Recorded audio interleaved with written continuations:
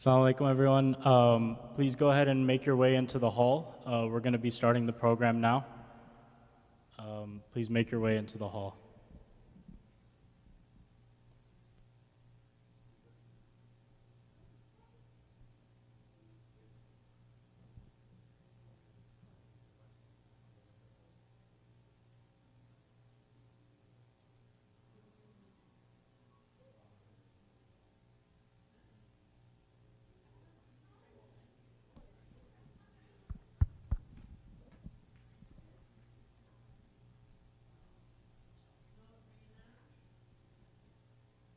Everyone go ahead and grab your seats. I'd like to welcome you all to the third annual Idara Youth Majlis before Arbaeen.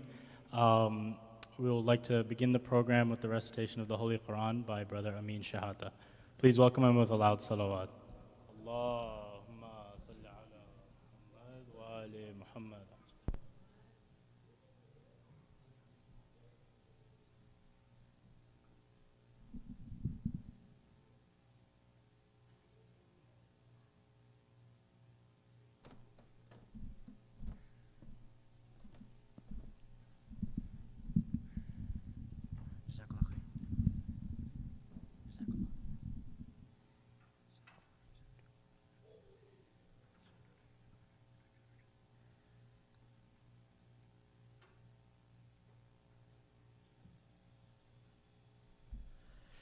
صلوا على محمد وآل محمد.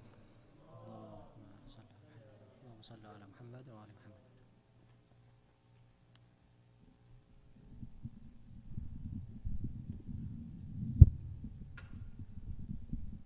جزاك الله خير.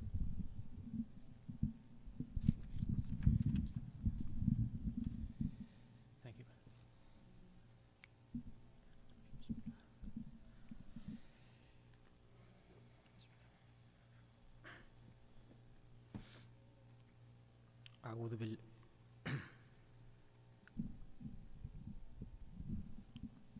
أعوذ بالله من الشيطان الرجيم.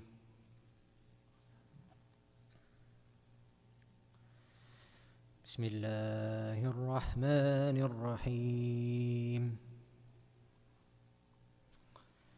والفجر وليال عشر. والفجر وليال عشر والشفع والوتر والليل إذا يسر.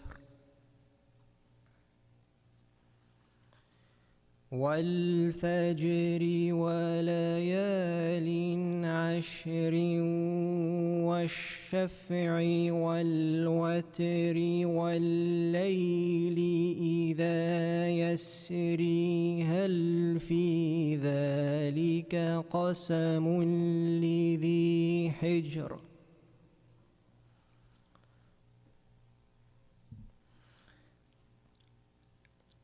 ألم تر كيف فعل ربك بعاد إرم ذات العماد التي لم يخلق مثلها في البلاد.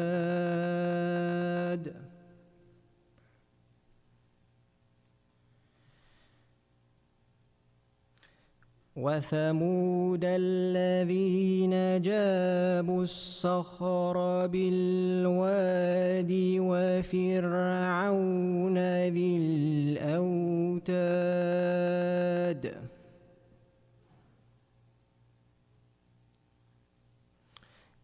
الذين طغوا في البلاد فأكثروا فيها الفساد فصب عليهم ربك سوط عذاب.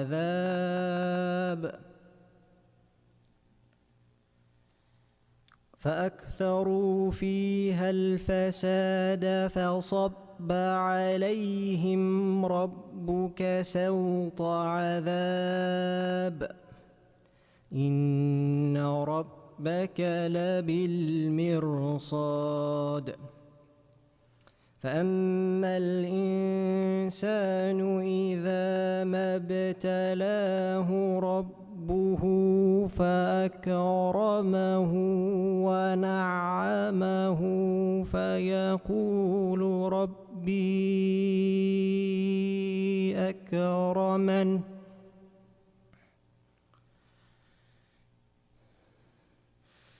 وأما إذا ما ابتلاه فقدر عليه رزقه فيقول ربي أهانن كلا بل لا تكرمون اليتيم ولا تحاضون على طعام المسكين وتأكلون التراث أكلا لما وتحبون المال حبا جما كلا إذا دكت الأرض دكا دكا وجاء ربك والملك صفا صفا وجيء يومئذ بجهنم يومئذ يتذكر الإنسان وأنى له الذكرى يقول يا ليتني قدمت لحياتي فيومئذ لا يعذب عذابه أحد ولا يوثق وثاقه أحد يا أيتها النفس المطمئنة ارجعي إلى ربك راضية مرضية فادخلي في عبادي وادخلي جنتي صدق الله العلي العظيم صلوات اللهم صل على محمد وآل محمد.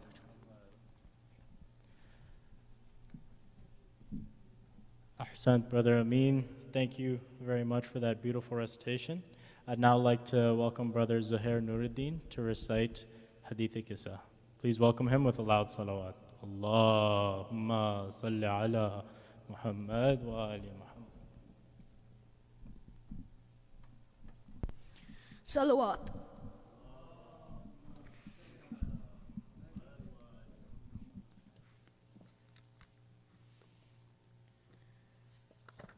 Salawat.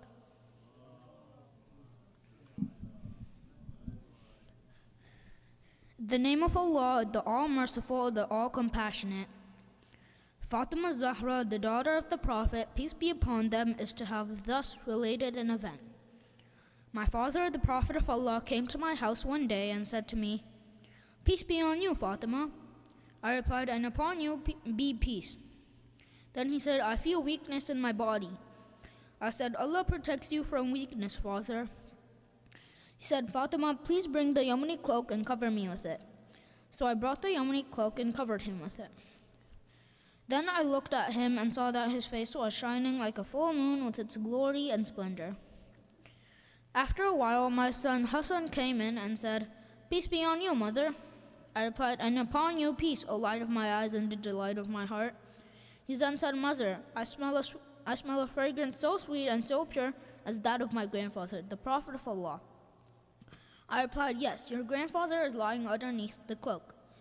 Hassan went near the cloak and said, "Peace be on you, my grandfather, the Prophet of Allah. May I enter the cloak with you?" He replied, and upon you peace, my son and the master of my fountain. You are given the permission to enter. So Hassan entered the cloak with him.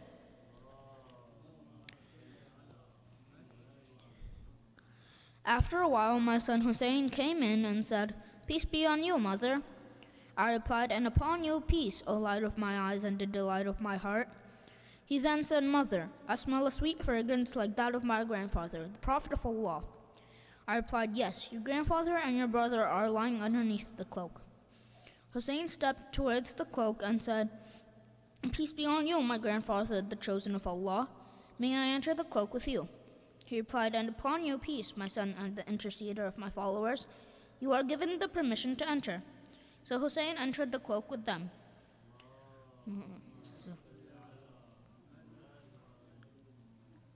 After a while, Abul Hasan Ali bin Abi Talib came in and said, Peace be on you, O daughter of the Prophet of Allah. I replied, and upon you peace, O father of Hassan and the commander of the faithful. He then said, Fatima, I smell a sweet fragrance like that of my brother, my cousin, the Prophet of Allah. I replied, Yes, he is underneath the cloak with your two sons.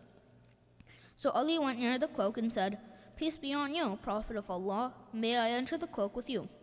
He replied, and upon you peace, my brother, my legatee, my successor, and my standard bearer. You are given the permission to enter. So Ali entered the cloak with them.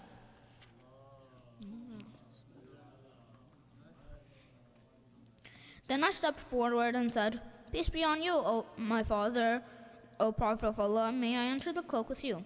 He replied, and upon you peace, my daughter, O part of myself. You are given the permission to enter. So I entered the cloak with them.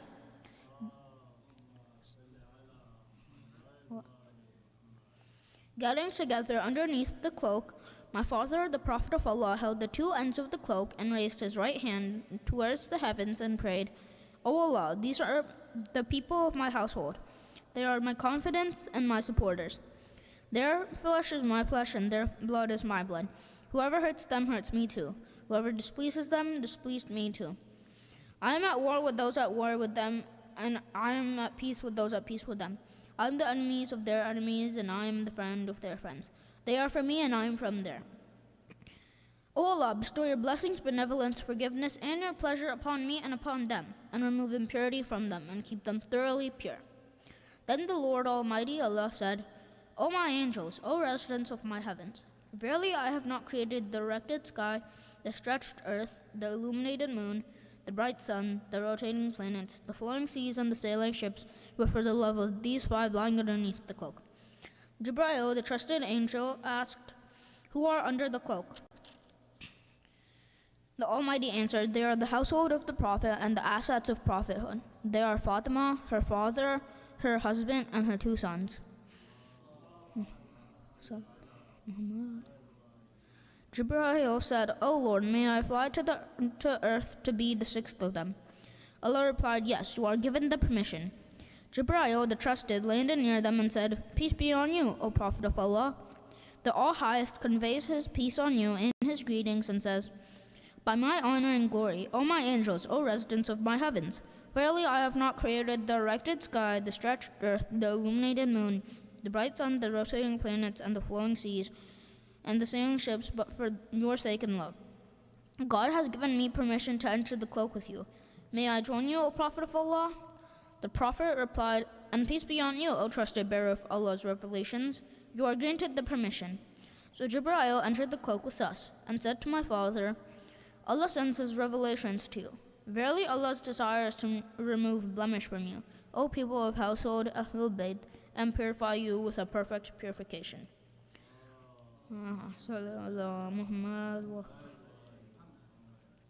Then Ali said to my father, O Prophet of Allah, tell me, what significance has Allah given for getting together underneath this cloak? The Prophet replied, By him who rightfully appointed me a prophet and chose me a messenger for the salvation of the mankind. Whenever and wherever an assembly of her followers and friends mention this event, Allah will bestow on them his blessings and mercy. Angels will encircle them, asking Allah the remission of their sins until the assembly disperse. So Ali said, Verily by the Lord of Kaaba, we and our followers are the winners. Then my father replied, By him who rightfully appointed me a prophet and chose me a messenger for the salvation of the mankind. Whenever and wherever an assembly of her followers and friends mention this event, there shall remain none grieved, but Allah will remove his grief. There shall remain none distressed, but Allah will dispel his distress. There shall remain none wish-seeker, but Allah will grant his wish.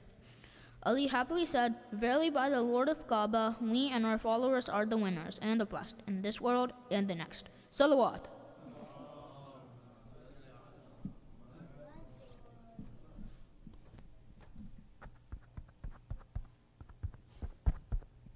Thank you, Brother Zahir, for that beautiful rendition of Hadith Qissa.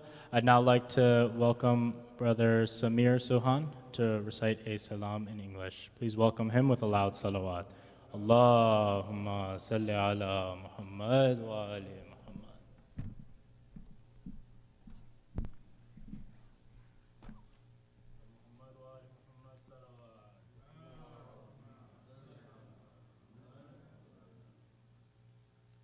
Assalamu alaikum. My name is Samir, and I will be reciting a poem about the walk from Najaf to Karbala. Millions of people from all over the world are walking from Najaf to Karbala.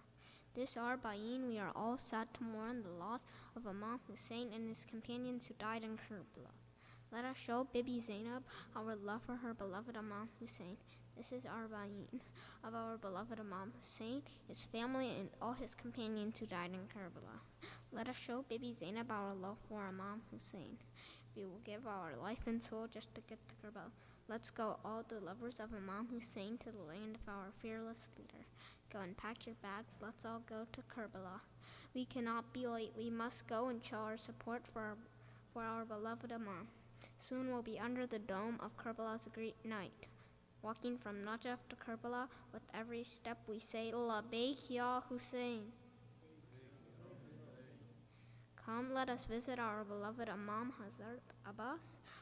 Let us all raise our hands high to hold the alam of Hazrat Abbas. Walk with all your strength and dedication. Our feet cannot tire as we walk towards the lands of Karbala. Walk, O believers, continue to walk as you feel the heat and sands of Karbala. Walking from Najaf to Karbala, with every step we say, Labbaik ya Husayn.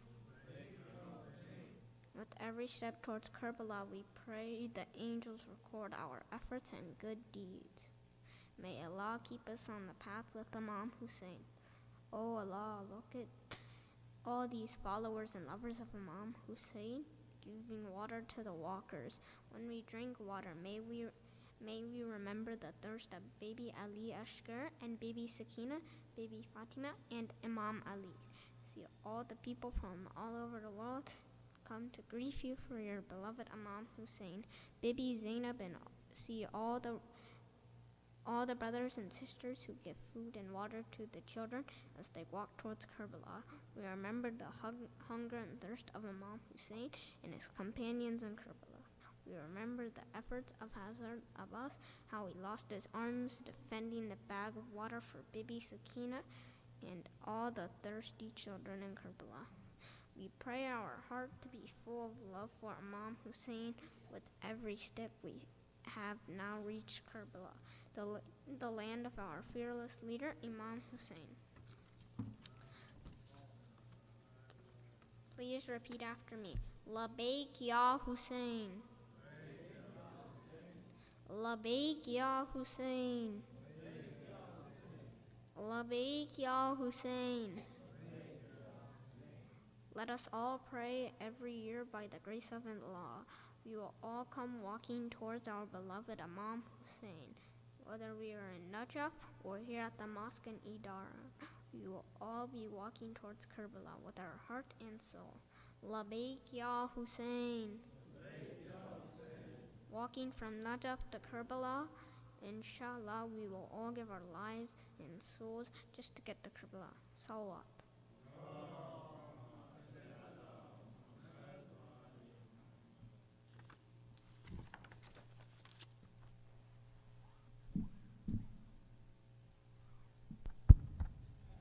Ahsanat, mashallah. Thank you, Brother Samir, for that beautiful poem.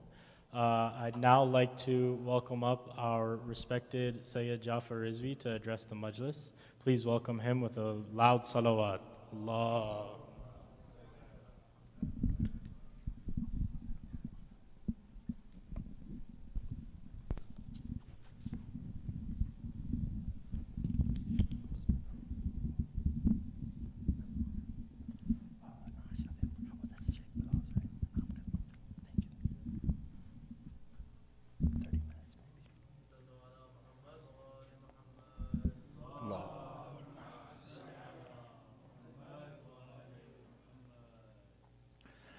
سورة المباركة الفاتحة. بسم الله الرحمن الرحيم.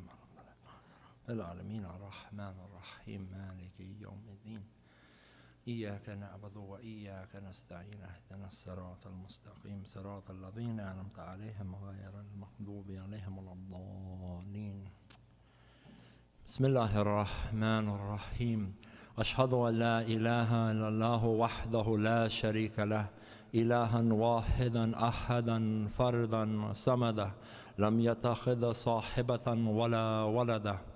الحمد لله رب العالمين، والصلاة والسلام على سيدنا وعظيمنا وحبيب قلوبنا وشفيع نفوسنا أبي القاسم محمد. اللهم صل على محمد. إن الله وملائكته يصلون على النبي يا أيها الذين آمنوا صلوا عليه وسلموا تسليما. اللهم صل على محمد وآله.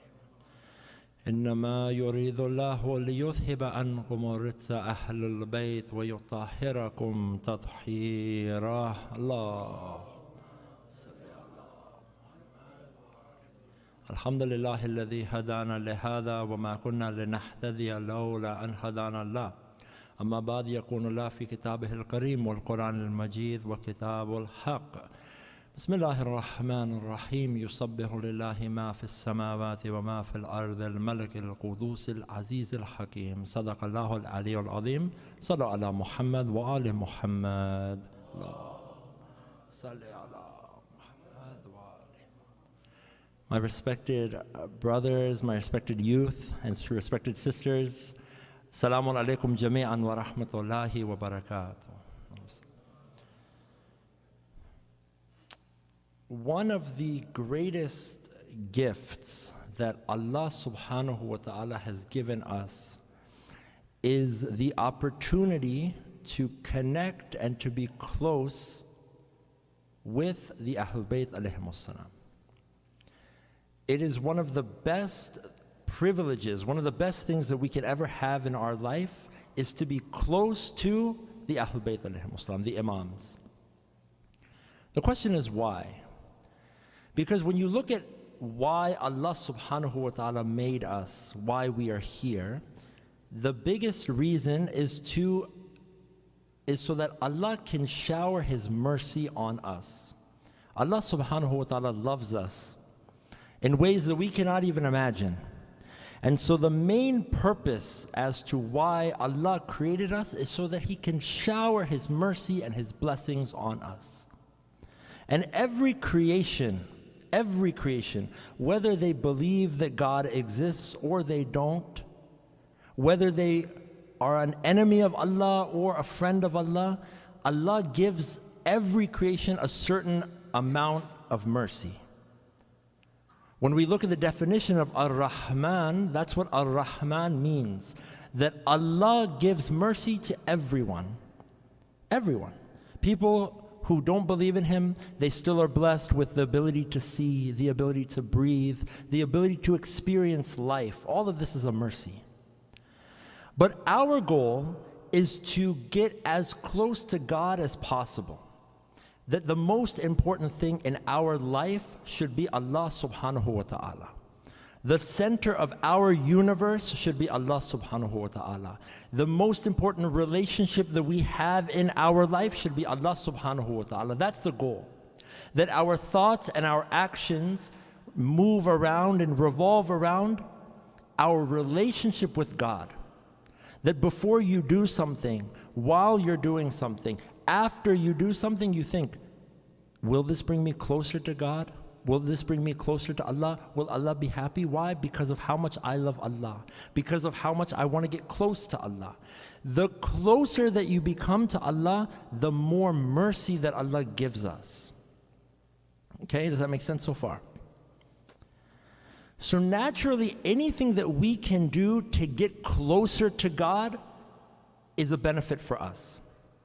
Because the whole purpose, the whole reason why we are here is to be very close to God. I don't want to use the word best friends, but if you think of, in common terms, that that relationship is the most important. One way I can think about it, if I had the relationship with Allah in the same way that I have the relationship with my phone, it would be amazing.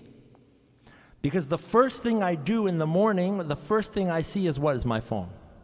I have to check my messages, I have to check my social media, right? First thing, before I do anything else. And the last thing I do before I go to sleep is what? I check my phone. So it's the first thing I think about in the morning, it's the last thing I think about at night is the phone. Now, of course, we are using this as an example. Of course, when we wake up, the first thing we do is we thank Allah subhanahu wa ta'ala for another opportunity, another day. We wake up, we say shukran lillah, we recite the kalma. Before you go to sleep, you thank Allah, you praise Allah, you do any astaghfar, and you remember Allah subhanahu wa ta'ala before you go to sleep. And you remember Allah always, right? But what happens sometimes is our phones, for example, we're very close to. We think a lot about our phones. I get very excited when there's a new phone coming out.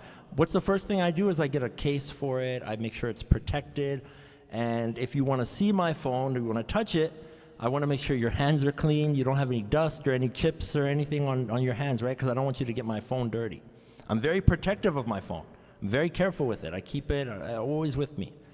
If I leave the house, it's okay. But if I've left my phone, Allahu Akbar, I have to go back.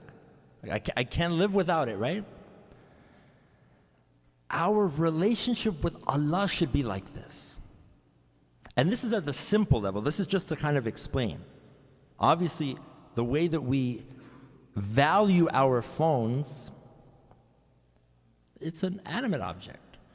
We should value Allah. Hey, you want to come and tell me about how I should do something? I want to be protective of this. Just like I'm protective with how you interact with my phone, I want to be protective of who I let into my life. All of this is a blessing, right? So the point that we're saying is that Allah needs to be the center of our universe. Everything we do, it's for the pleasure of Allah. Everything we do is to get closer to Allah, whether it's listening to our parents, whether it's offering our salat, which is wajib, of course, just like listening to our parents, whether it's fasting, any of the actions, the rules that Allah has played out for us, those rules are because of how much Allah loves us. And the reason that we follow those rules is, number one, because Allah knows what's best for me. See, I don't know what's best for me, right? I didn't make myself. Allah made me. And Allah made me because of how much Allah loves me, how much mercy Allah wants to shower on me. So I know that whatever Allah tells me is to the best. The most important thing I have in my life is my relationship with Allah. Does that make sense so far? You guys are good? Okay. So, you want to always protect your relationship with Allah. This is very important. Now, the question is how do I get close to Allah? See, with my phone, and again, I want to be very clear here.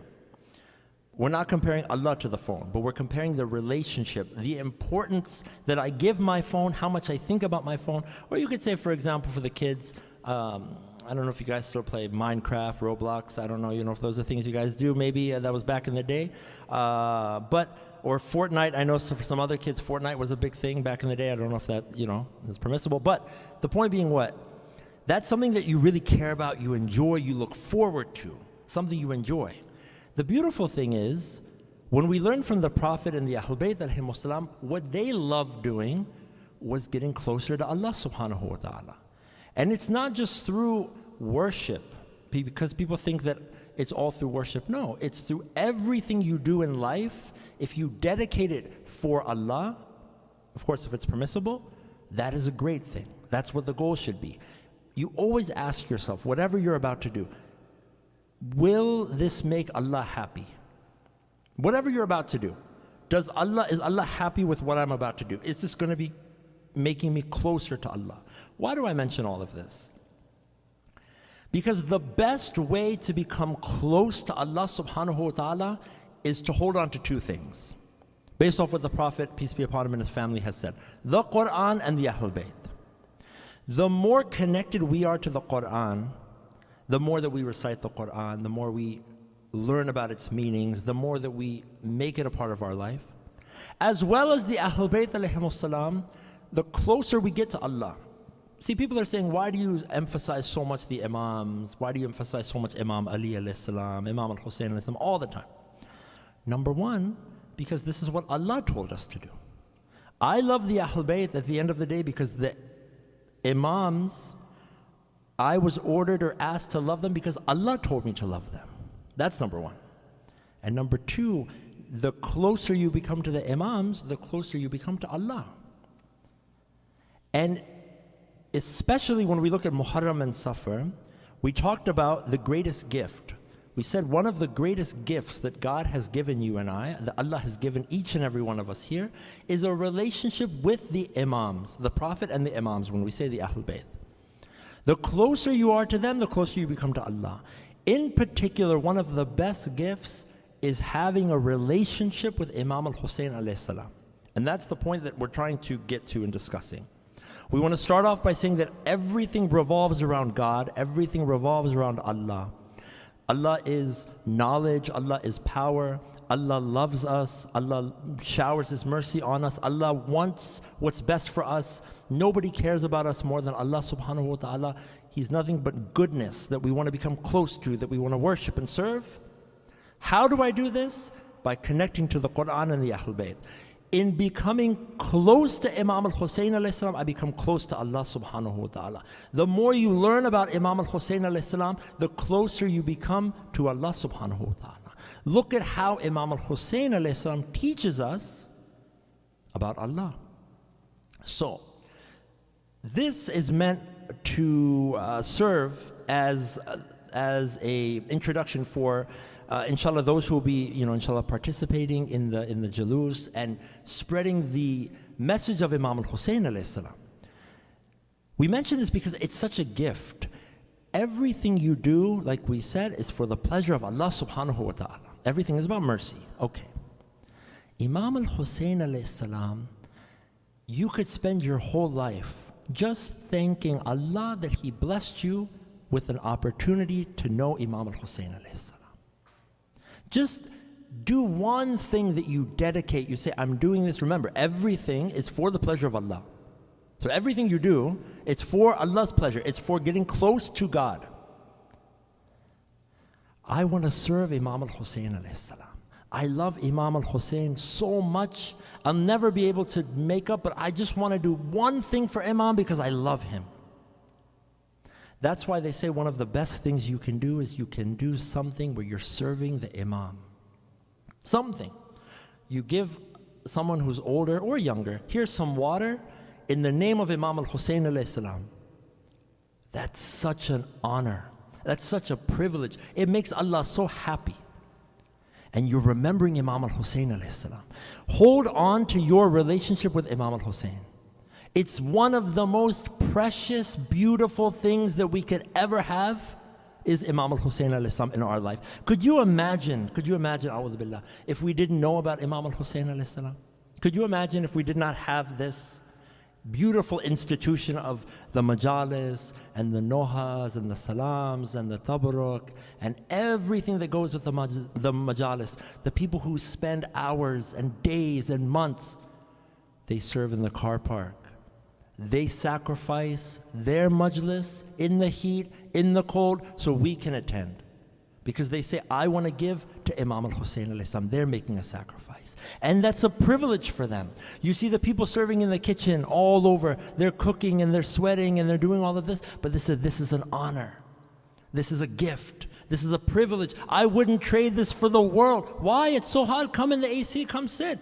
Enjoy. No. I'm serving Imam al-Husayn. I want to give to my master Husayn. I don't want this to be taken away from me. One of the worst things that could ever happen is if a service that we're doing for Imam al-Husayn alayhi salam, if it's taken away. No. We hold on. We spread. So by telling people about Imam al-Husayn alayhi salam, by spreading the message, by showing your love, it brings you closer to Allah subhanahu wa ta'ala. Sallu ala Muhammad wa ali Muhammad.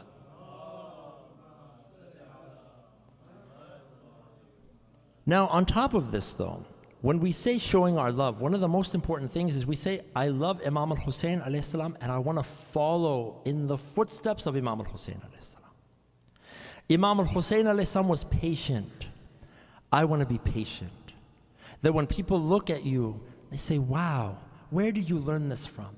So I learned this from my Imam, Imam al-Husayn alayhi salam. That when you represent Imam al-Husayn, there's a very famous Noha, I'm sure you all know, called Husayni Kid. I'm sure you guys have all heard of that one. If not, check it out, it's great. But if you want to be a Husayni kid, and that applies to all of us, we want to be Husayni adults too, right? But when you say, I am a Husayni, it means I'm representing Imam al-Husayn. This is a big deal. So if someone makes me angry, I swallow that anger, because that's what Imam al-Husayn did. I hold on to the Qur'an, and I love the Qur'an. Imam al-Husayn loved the Qur'an. I gain knowledge about the Qur'an. I recite the Qur'an. This is a reminder to myself first. Why? Because that's what Imam al-Husayn did. That you work slowly on following the footsteps of Imam al-Husayn. Because why? Why do we mention? Because if you're close to Imam al-Husayn, you become close to Allah. The closer you are to Allah, that's the purpose of life. That's the more mercy that Allah showers on us, inshallah. And it's all about connecting to Imam al-Husayn. That love then gets transformed into actions. It's very difficult if I say, I love Imam al-Husayn alayhi salam and I love backbiting. It's hard because they're opposites. They don't match. It's like saying that I love two football teams who are rivals, right? It doesn't work. So we have to say, well, Imam al-Husayn alayhi salam is more important than backbiting, right? I'm not going to do that. Or being mean, or telling jokes, or making fun of people, or bullying people, or anything that goes on, especially in the schools. If someone makes fun of someone, if someone spreads rumors about someone, or disrespecting our parents, a'udhu billah, these are not the principles of Imam al-Husayn alayhi salam.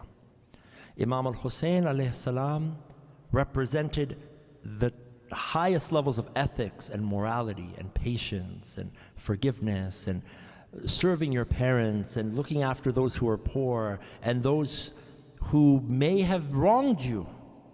Someone will come and say, this person was really mean to me and he got mad at me and he started doing this to me, so I had to get. I said, no. I swallowed my anger because that's what the Ahlulbayt have taught me. And in doing so, this makes Allah happy and I'm getting closer to Allah. The point is what? Make the relationship that you have with Imam al-Husayn a priority in your life, and don't take it for granted. Don't take it for granted. Appreciate the fact that God gave you this ability, opportunity to connect with Imam al-Husayn. Give whatever you can in the name of Imam al-Husayn. For my youth, my dear kids, you say, look, I don't have any money. I don't have money. I don't have a job. I cannot give any money. No problem. You can serve Imam al-Husayn alayhi salam in a million other ways. It doesn't require a penny. First and foremost, fulfill your obligations as a Muslim. That's honoring Imam al-Husayn. Taking care of your parents, doing your wajibat, offering your salat, making sure it's on time, making sure it's correct. This is a way of honoring Imam al-Husayn. Now, of course, it's a requirement. It's a way of honoring all of the Ahlulbayt, because ultimately they are the ones, they're tied to Allah subhanahu wa ta'ala. Everything, like we said, you do for Allah. Then give your time. I don't have any money, I don't drive, but when I'm here, let me see if I can help someone who's working. Let me help them in the name of Imam al-Husayn. Let me see if I'm allowed with my parents, if I can help in the park, in the car park, if I can help serve food, if I can give an elder water. I want to serve Imam al-Husayn even in this. You know what's beautiful? There's no action that's too small when it comes to serving the Ahlulbayt alayhimus salam, and when it comes ultimately to serving Allah. No action. I gave one glass of water. That is a huge deal. And there's a reason why I'm focusing on that. Can't say, oh, I only gave. No. We may see it as small. Allah subhanahu wa ta'ala sees it as big. If your intention was pure. If your intention was not to show off, of course, then that's different. But your intention was, I want to serve Imam al-Husayn. Let me serve here. Here, let me give you some water. Let me give you some food. Why? Because I love Imam al-Husayn. With the reason of getting close to Allah, this is important. Because Imam al-Husayn alayhi salam is not ordinary. Obviously, the Ahlulbayt alayhimus salam are the greatest of God's creation. And so everything tied to the Ahlulbayt is special, is unique. It's a privilege, it's something you hold on to. Imam al-Husayn alayhi salam, we said at the beginning, the purpose of life is that mercy, ultimately, for Allah to shower mercy. Without going into too much detail, that mercy is achieved through worship, as the Qur'an states, and tests and trials. The greatest test and the greatest trial was the day of Ashura, was Karbala. Imam al-Husayn alayhi salam was given certain gifts, 3 mercies, 3 gifts, that no other creation, not even the Prophet, peace be upon him and his family, was given. Look at this. Look at how Allah subhanahu wa ta'ala has honored Imam al-Husayn alayhi salam. 3. What are they? Before I tell you the first one, I have to give you a short story. Sallu ala Muhammad wa ali Muhammad.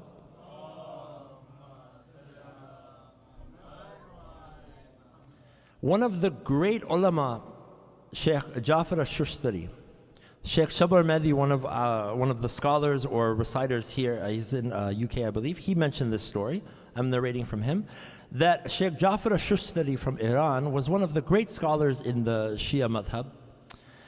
And he had gone and studied, and then he came back to his town and he started, reciting Majlis. He was very, very knowledgeable, one of the great teachers.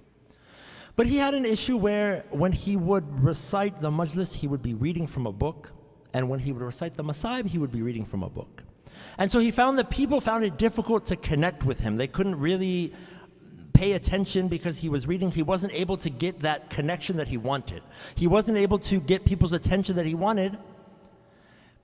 And this went on for quite a long time. One day in the morning, Sheikh Jafar Rizvi made a dua, asking in the name of Imam al-Husayn alayhi salam. It doesn't say if the Sheikh was asleep or if he was awake, maybe in between, but he had kind of dozed off. And he had a dream or a vision. So Sheikh Jafar now, he had asked this dua to increase his bayan, the ability to memorize, to speak, right? He asked in the name of Imam al-Husayn alayhi salam. What happens? He then sees himself on the day of Ashura in Karbala, the 10th of Muharram. During the battle of Karbala, 61 AH. He's seeing this. He says what? He says, I saw the camp on one side of Umar bin Saad al-Lain and his army, and the other, I was standing there and I saw Imam al-Husayn alayhi salam's camp and his army. And I go towards the camp and there's Habib ibn Madahir. Imagine, look at this vision. Allahu Akbar. Habib alayhi salam, they said that welcomes Sheikh Jafar into the tent. Imam al-Husayn alayhi salam is in the tent. He gets up, the Imam alayhi salam welcomes Sheikh Jafar Rizvi into the tent. Firstly, look at Imam al-Husayn alayhi salam. The Imam alayhi salam says, I don't have anything to offer you. Allahu Akbar, you're a guest. Why? Because there was no water, there was no food. Everything was taken from Imam al-Husayn alayhi salam and his companions and family. Imam says, I don't have anything to offer. He says, but there's some, they gave a little bit of bread and some oil maybe and mixed it, it's a common food. And Sheikh Jafar ate it. Now again, remember this is a vision. This did not happen in real life, but it was like a vision or a dream. It's mentioned that Sheikh Jafar woke up. And from that point, he had the most eloquent speech imaginable. If you ask people, they say that he is one of the most famous reciters and scholars and that his bayan was remarkable after that. He was a great scholar. I mention this because of this point.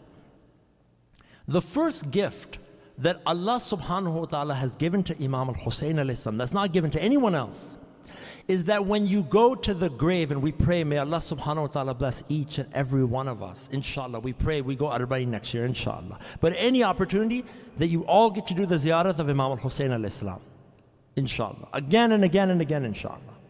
The first mercy is what? Is when you go to the qabr of Imam al-Husayn alayhi salam, what do they say? That if you have a hajat, a dua, and you ask underneath the dome of Imam al-Husayn alayhi salam, it's accepted.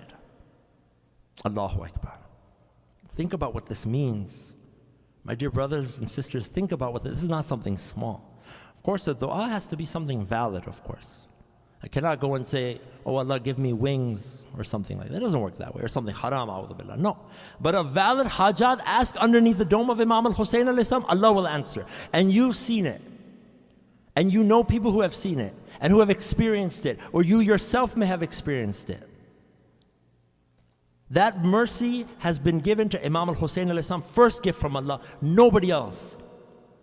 But Shaykh Jafar says, I was researching that, I was looking at that, and I had a problem. Because when I came across the narration comes from Imam Zain al-Abidin alayhi salam, salawatullahi alayhi, Allahumma salli ala Muhammad.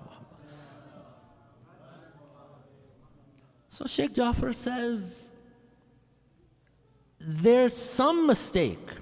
Either the person who was writing the hadith made a mistake, or someone forgot something, because there was no dome during the time of Imam Sajjad alayhi salam. There was no dhari, right?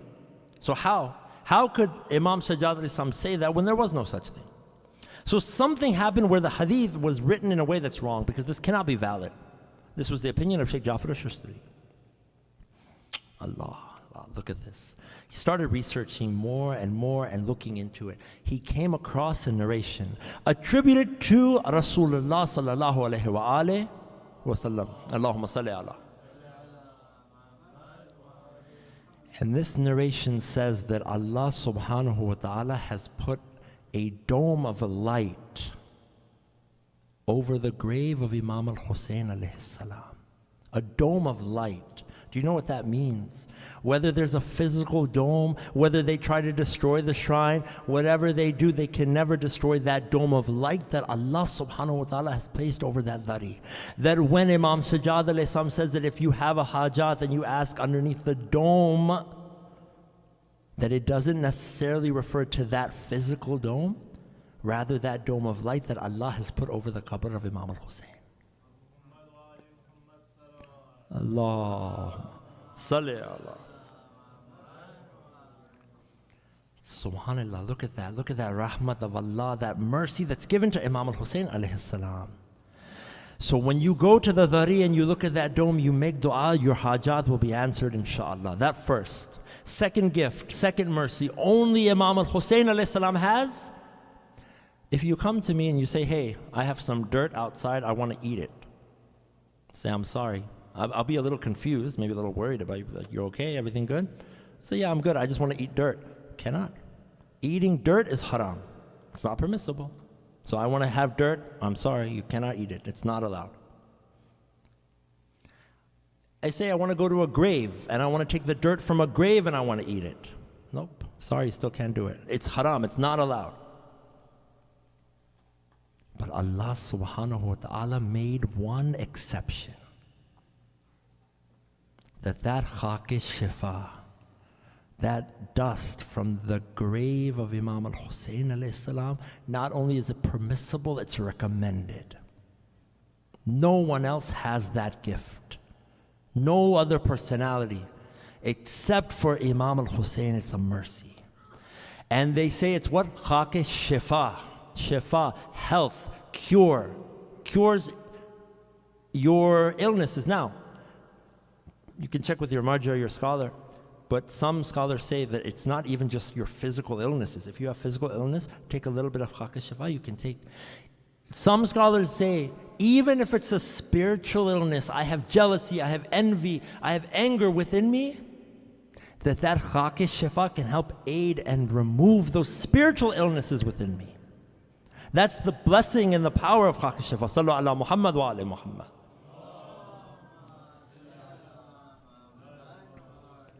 When you look at these mercies, you just fall in love. You want to become attached to this blessing, this mercy that Allah has given us in the form of Imam al-Husayn alayhi salam.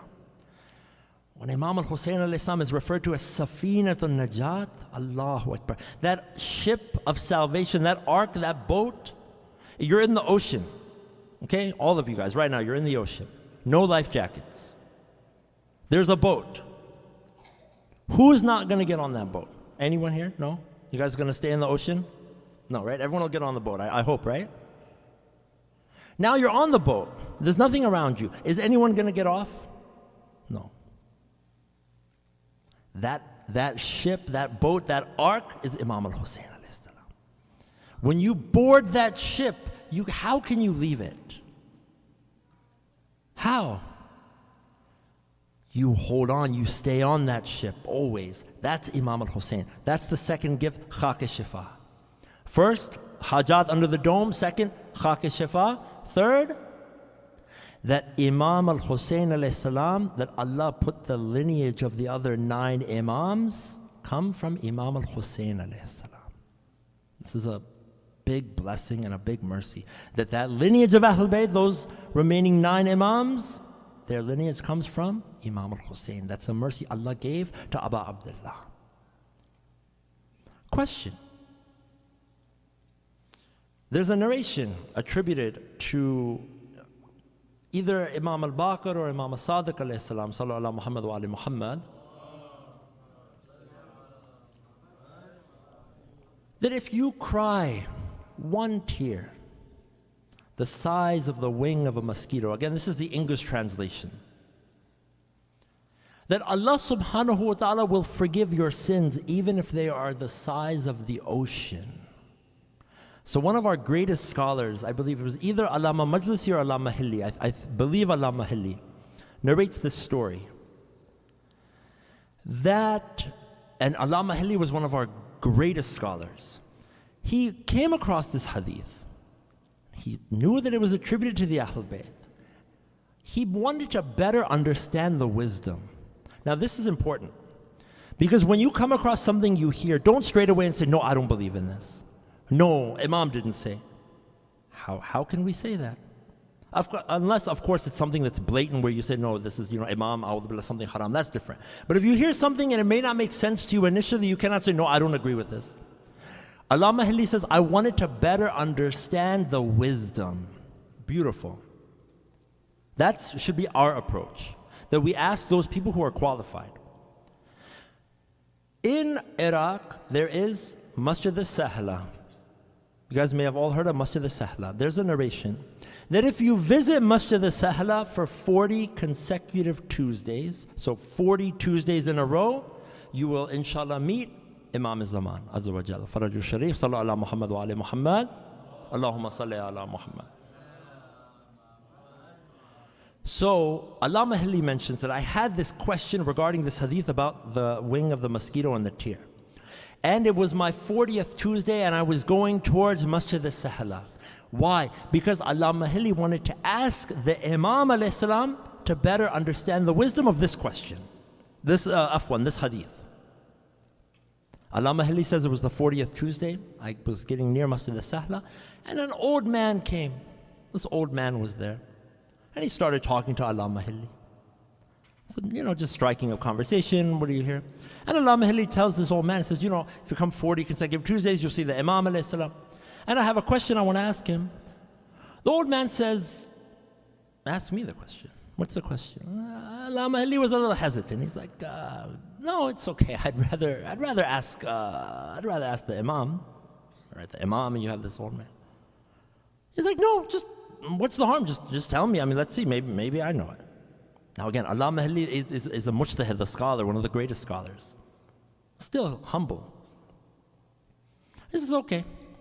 So he explained to the old man, I heard this hadith, and if you cry the size of the wing of the mosquito for the love of Imam al-Husayn alayhi salam, Allah will forgive your sins even if they're big as the ocean. So I just want to better understand. I'm trying, right? It's hard. One tear. And we'll explain this, by the way. Because it doesn't just mean that I can sin and I can sin and I can sin and I can just cry. It doesn't work that way, of course. Remember, you can never outsmart Allah subhanahu wa ta'ala. Sometimes we try to, I'll sin and I'll cry and I'll sin. No, it doesn't work that way. But a tear with sincerity. And I've done the biggest guna and the biggest sins, but if I cry for Imam al-Husayn with sincerity, with understanding Imam al-Husayn alayhi salam, Allah will forgive one tear. How? The old man said, let me tell you a story. It's okay. Said there was a king. We don't have kings anymore. We do. We have some kings, but for us, we don't really deal with them. So for us, president is kind of like the big deal, right? But kings were a big deal back then. Anyway, this king was in his kingdom. He was in a forest. He had his whole guard, his army, his soldiers. They were with him. And he's walking in the forest.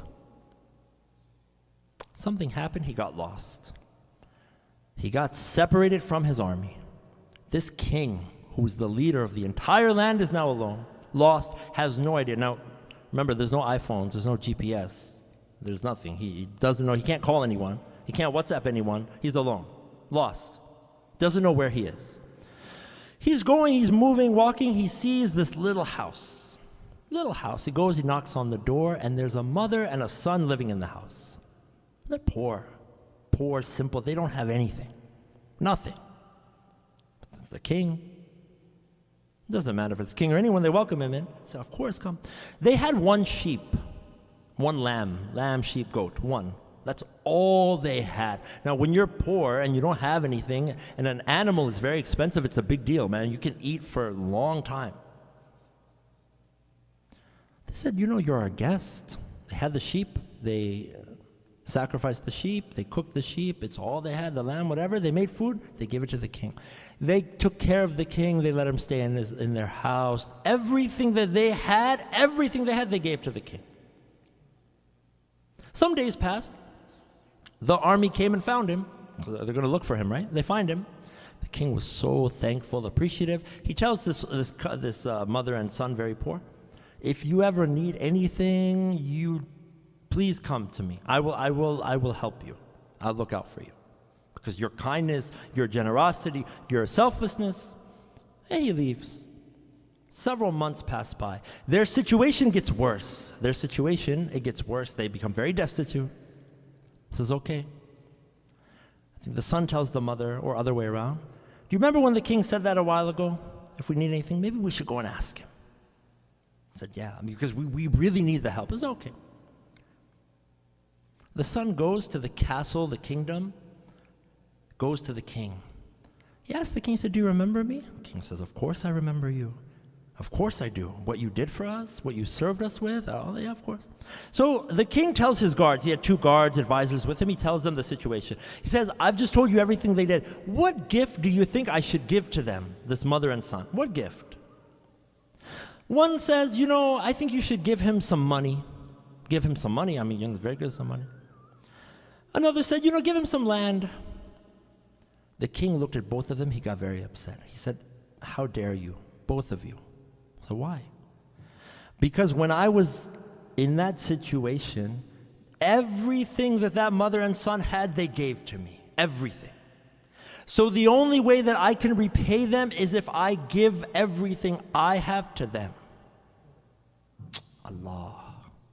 My castle, my kingdom, that's the only way. That's justice. How can I repay them? They gave everything to me, I give everything to them. Allama Hilli then narrates, he sees that he's crying now. As the old man is telling him this story, he's crying because now he understands the wisdom of the hadith of the Imams. That when the Imam said that if you cry one tear for the love of Imam al-Husayn that may even be the size of the wing of a mosquito, that Allah will forgive your sins even if they're the size of the ocean. What did Imam al-Husayn alayhi salam have left to give on the 10th of Muharram? Everything Imam al-Husayn alayhi salam had, he gave for the pleasure of Allah. He gave in the way of Allah. Allah subhanahu wa ta'ala's mercy and rahmat and justice is such that those who love Imam al-Husayn alayhi salam, just the lovers and the followers of Abu Abdullah, that they cry for him, I will forgive them even. The old man then tells Allama Hilli, tell my followers that I am there for them and that they can call upon me and that I am thinking of them. And Allama Hilli looks up and that man is gone. Why? Because that old man was of course Imam Zaman. That Imam al-Hujjah was the one who answered that question of Allama Hilli.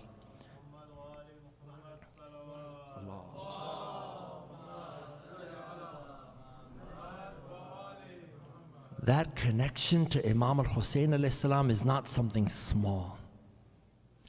When the companions would talk to the Prophet and the Ahlulbayt alayhimus salam, and they would say that may my mother and my father be sacrificed for you, that's not a small statement. One of the worst things we can ever do is take the Qur'an and the Ahlulbayt for granted. No. Appreciate them, and the best way to appreciate them is to follow in the footsteps. That's the best way. That's the best way to make Imam al-Husayn proud. To be a Husayni is to have those values as we talked about. That's the best thing. Remember Imam al-Husayn. Simple, simple. You drink water. Just every time you drink water, even if you're busy, just say Ya Hussein. Just drink. If you can, you send your salams on Imam al-Husayn.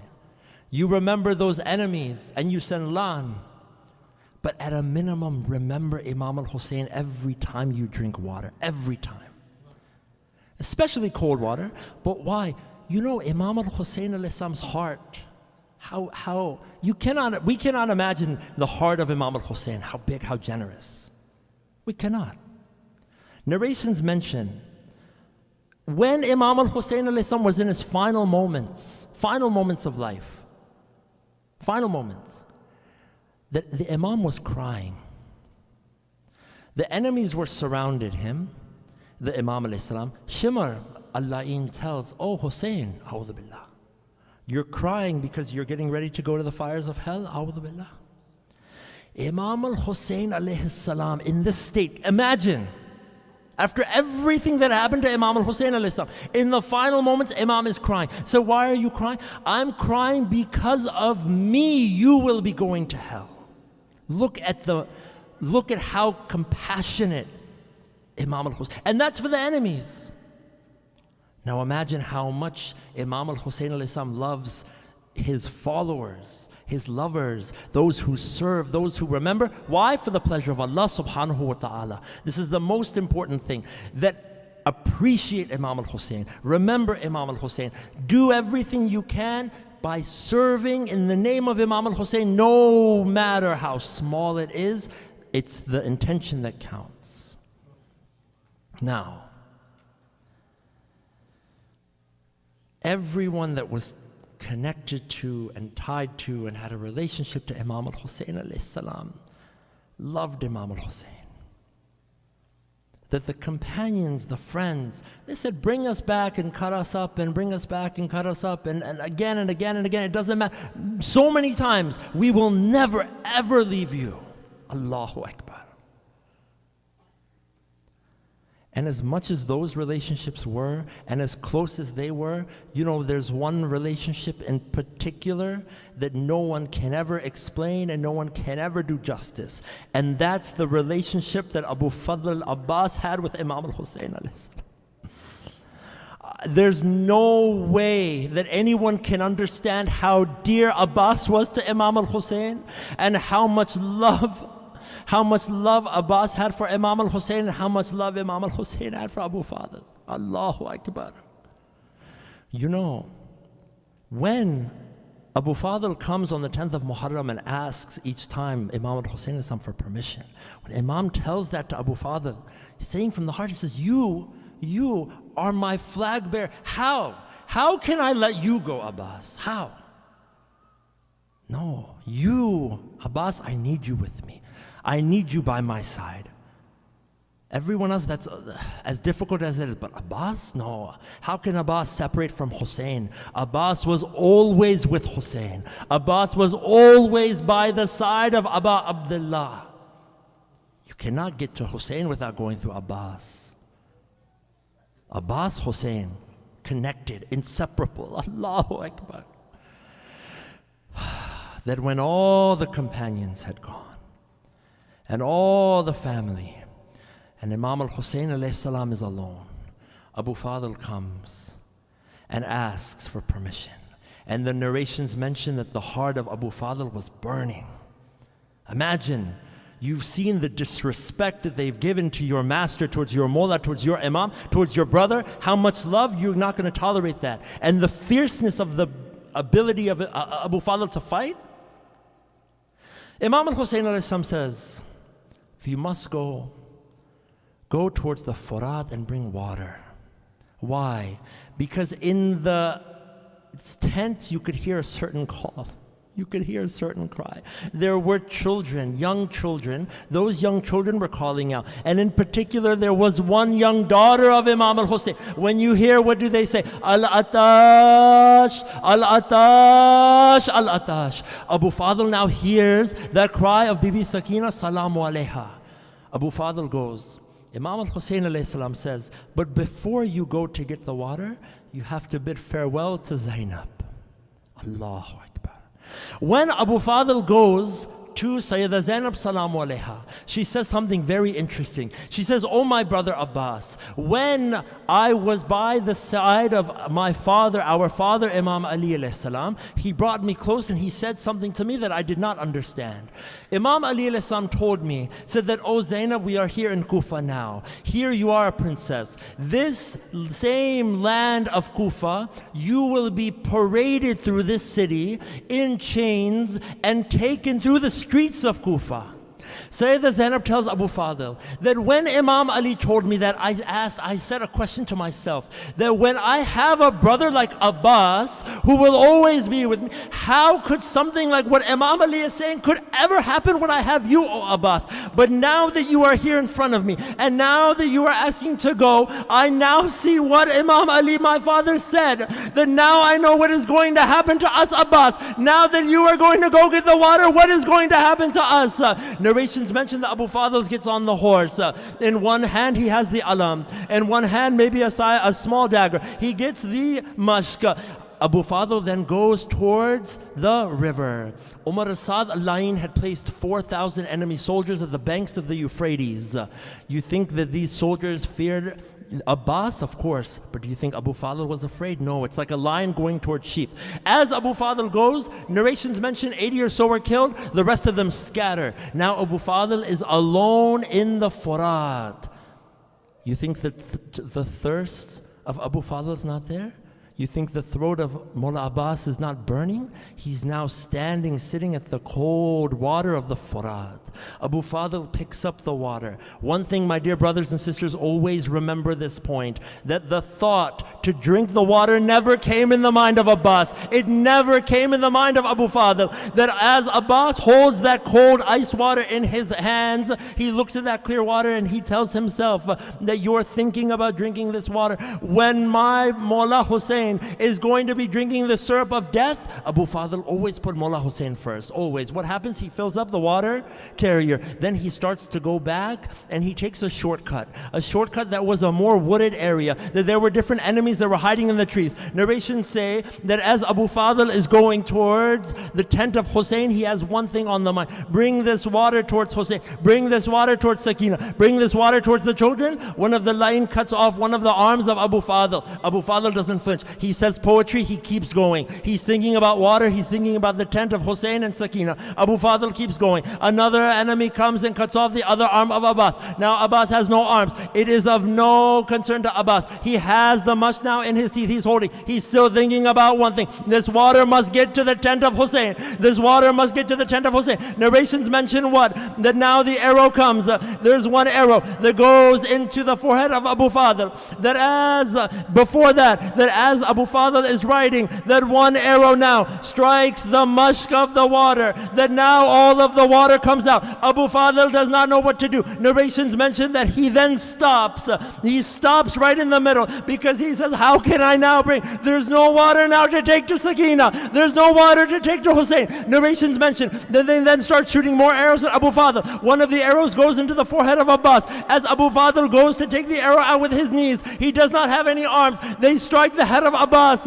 One of the famous ulama was reciting the Maqtal of Abu Fadl. He was reciting the Maqtal of Abu Fadl. He recited all of this and then he goes home, and in his home at night he has a dream. In his dream, Sayyida Fatima Salamu alayha comes into the dream of this scholar, and she says that, oh scholar, why did you not recite the greatest musibah of my son Abbas? He says, oh Sayyida, I narrated about the arms, I narrated about the water. What is the greatest musibah of Abbas? That narrate that normally When someone falls off from the horse, they have their arms to protect them. But my son Abbas did not have any arms. How did Abbas fall onto the sand with an arrow in his eye? Abu Fadl falls onto the ground. Imam al-Husayn alayhi salam comes. Now remember, there's an arrow in the eye of Abbas. He's not able to see. He says, wait. I know my master Hussein will come. Imam al-Husayn alayhi salam comes towards the body of Abu Fadl. What was the condition of the body of Abbas? Imam al-Husayn alayhi salam places Abu Fadl in his lap. Abu Fadl removes himself. Imam Hussein does this 3 times. Imam says, oh Abu Fadl, I carry you in my lap and you remove yourself. Why? Because Abu Fadl says, in a moment, now you carry me in your lap, but in a moment, who will have you in their lap? Who will be sitting on your chest? Who will be sitting on your chest? Ajrakumullah. I'll leave you with this. What? Narrations mention that when the Arbaeen happened and when the enemies of Imam al-Husayn alayhi salam were standing there and they had taken all of the things, the taburakat, they presented it to Yazid. One of the things that were presented to Yazid got very angry. He said, you brought me all of these things, but why did you bring me a tree? What is this good use for a tree? Why is there a tree here? Imagine, look at this, my dear brothers and sisters. What? So why did you bring me a tree? Because this tree is completely covered in arrows, except for 2 spots. Why did you bring me this? They said, Yazid, this is not a tree. This is the alam of Abbas. That when Abu Fadl was going and he had come back, that Abu Fadl held on. That even Yazid al-La'in said that all of these arrows, but he always held on. That's why you always hold on to the alam of Abu Fadl. Because how did they treat the alam of Abbas? That when Imam al-Husayn alayhi salam returns back from Abbas, he goes to the tent of Abbas. He removes the pole. He says, my back has now been broken. My back has now been broken. Inna lillahi وإنا إليه راجعون رضا بقضائه وتسليما لأمري ماتم حسين يا حسين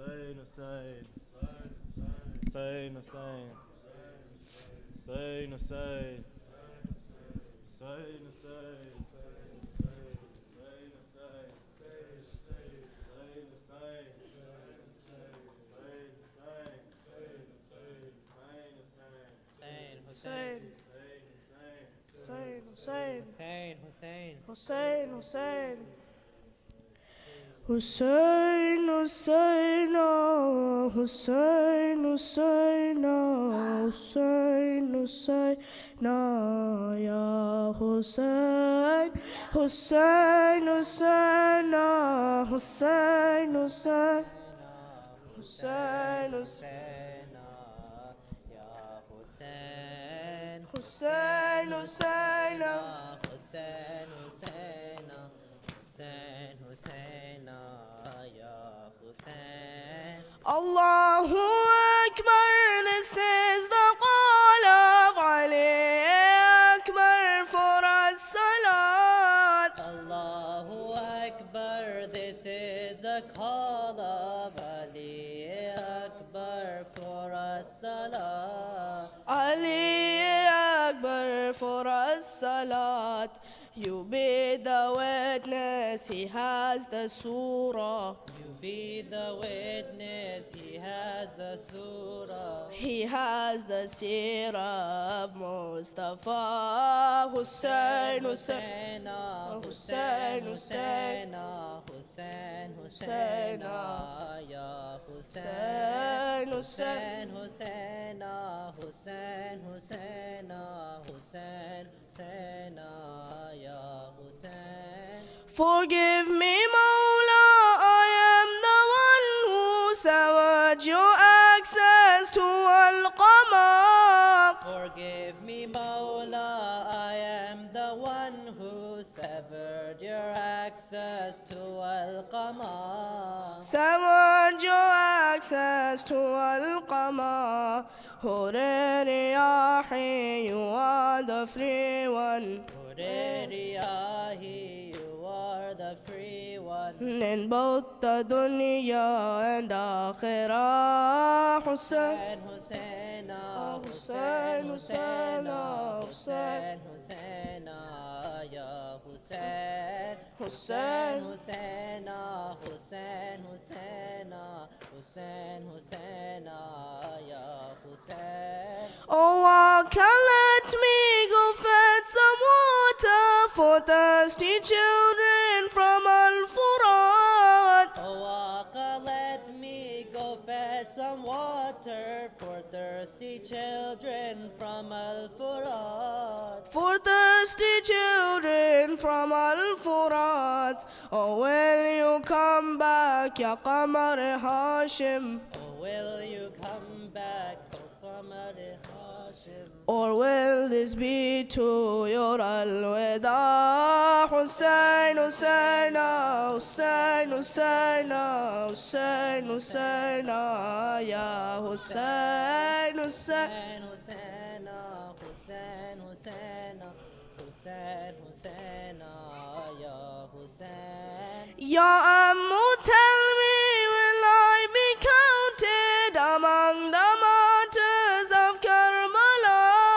Ya Ammu, tell me, will I be counted among the martyrs of Karbala? Among the martyrs of Karbala.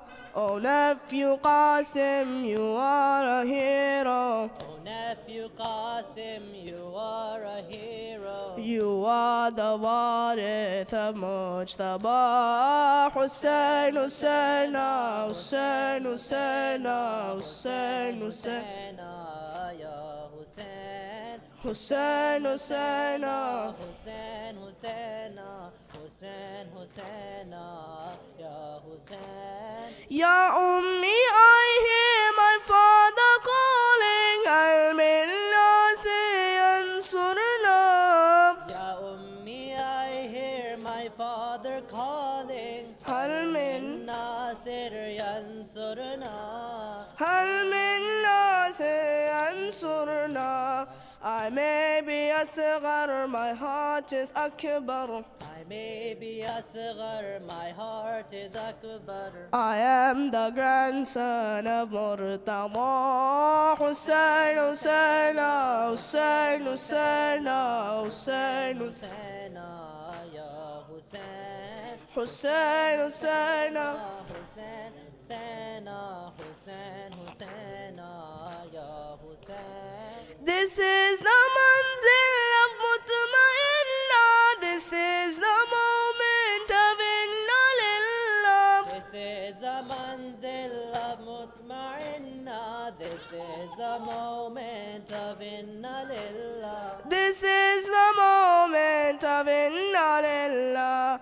Lower me into Nashab Sahara. Lower me into Nashib Sahara. To Ummi Zahra Zul Janah. Hussain, Hussaina, Hussain, Hussaina. Husain, Husaina, ya Husain. Hussain, Hussain, Hussaina, Hussain. Husain, Husaina, Husain, Husaina, ya Husain. Oh Father Aina, oh Father Aina, this is your daughter, this is Sakina. Oh Father Aina, oh Father Aina, this is your daughter, this is Sakina. This is your daughter, this is Sakina. My heart is broken, my wounds are open. My heart is broken, my wounds are open. Oh Ammu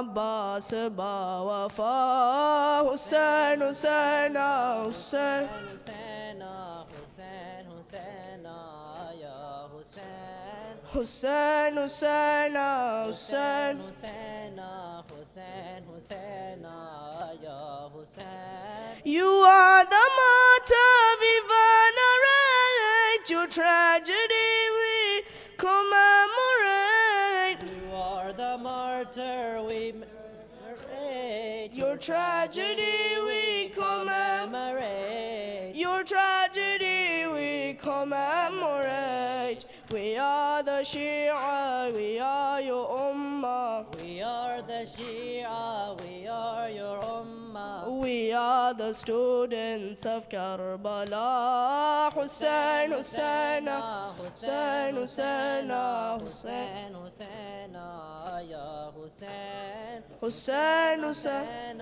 Husayn, Husaina, Husayn, Husaina, ya Husayn. Allahu Akbar, this is the call of Ali Akbar for as-salat. Allahu Akbar, this is a call of Ali Akbar for as-salat. Ali Akbar for as-salat. You be the witness, he has the surah. You be the witness, he has a surah. He has the seerah of Mustafa. Husayn, Husaina, Husayn, Husaina, Husayn. Husaina, ya Husayn. Husayn, Husaina, Husayn. Ya Husayn, ya Husayn.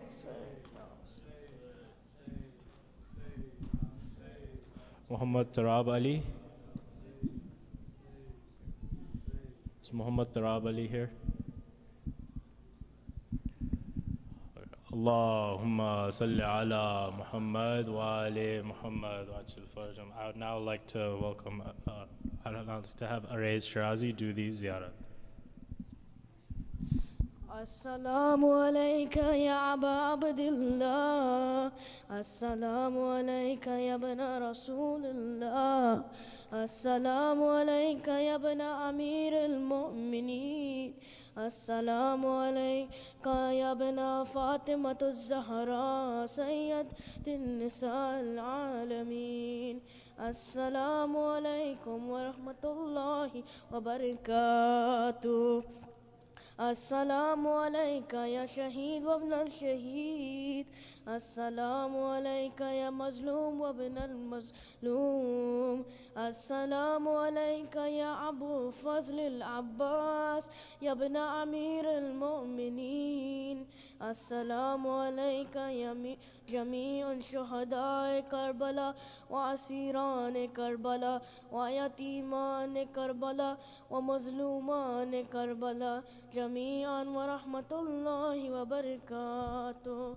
السلام عليك يا غريب الغرباء السلام عليك يا بن علي موسى الرضا السلام عليكم ورحمة الله وبركاته السلام عليك يا صاحب عصر الزمان السلام عليك يا إمام الإنس والجان السلام عليك يا شريك القرآن الأمان الأمان من فتنة الزمان السلام عليكم ورحمة الله وبركاته اللهم صل